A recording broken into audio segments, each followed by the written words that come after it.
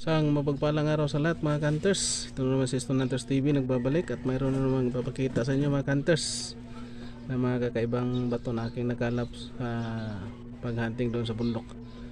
At sa hindi muna ako mag-umpisa, maraming salamat sa walang sawang nakasubaybay sa aking munting channel.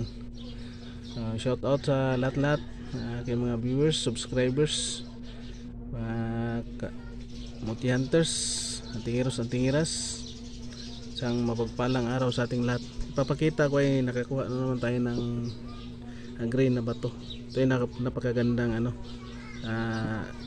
kulay. Ito ay nagsisimbolo ng pera kung mayroon kang green na bato. Pero ito ay pagkakuha ko ganito na talaga itsura niya. Siya makinis. Yan.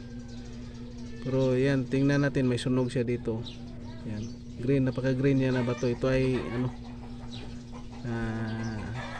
green na ngipin ng kidlat. Ito. Yan. Yung titingnan nyo mga hunters, yan. Yan. Yan. Kasi yung mga ibang ngipin ng kidlat, ng batong kidlat ay hindi yan perfect na gisi Pero dito kung titingnan natin, flat yung sa Yan. Pero yan ay bato na. Yan ito, yan tinig. At yung pangalawa natin tayo. Ito ay dinadala ko talaga yung kasi ganagandahan lang kasi ako dito ng matya ng hangin. Ipo-ipo yan. Napaka-solid na ito. Yan.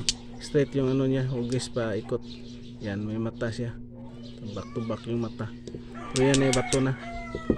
Gandang pang protection. At yung natin, yung pangatlo natin yung nakuha natin sa bahay ng maraming langgam. Yan. Pero yan ay bato. Ayun, yung langgam na malakas mangigat, yung tinatawag nila sa amin sa Bisaya hantik. Yan. Doon ko ito nakuha kasi may lupa na may pinagbahay ng maraming hantik. Kaya ko yung lupa, binungkal ko yung lupa kaya nakakita ako ng ganito. Yan yung niya pa niya itim. Yan ang bato na galing sa bahay ng hantik. Tansya ko to, imutya ng hantik ito. Yan itim.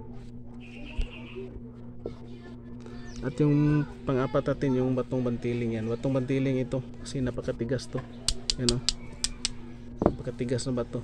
At may kristal siya na sa kanyang yan ito ay napakagandang talaga sa sinasabi ng mga matatanda na pang ng negosyo. Yan, batong bantiling.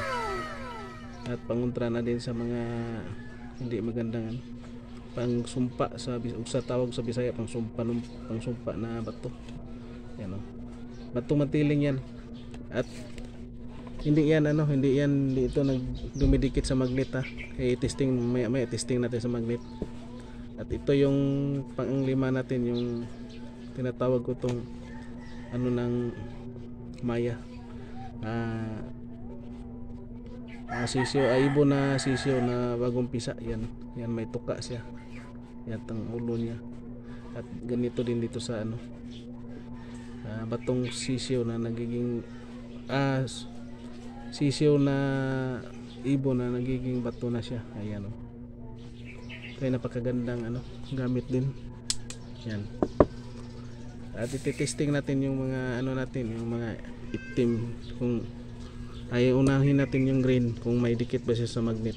Ayan, walang reaction, walang magnet reaction. Yan, hindi siya dumidikit sa magnet, walang dikit yan yan ay maganda. At itong natin, yung puti ng hangin, medyo dumidikit siya konti. Yan, may dikit konti.